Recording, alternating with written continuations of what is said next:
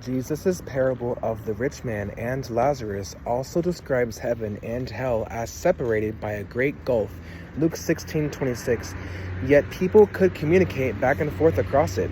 In fact, the story says that the rich man in hell saw the beggar Lazarus in heaven, verse 23.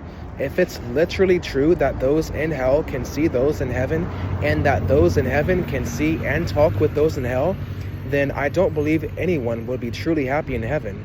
Could you be happy in heaven if you were constantly reminded of your lost loved ones, hearing their cries and screams for millions and millions of years? I don't think so.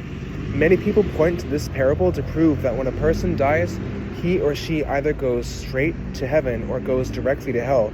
Yet, interestingly, these same people believe that it is a person's spirit, not the body, that lives forever in heaven or forever in hell. However, this parable clearly describes a body burning in hell, not a spirit. It says that the rich man had eyes, a tongue, etc. In other words, a physical body. Verses 23 and 24. The rich man asked for Lazarus to dip the tip of his finger in the water and come and cool his tongue.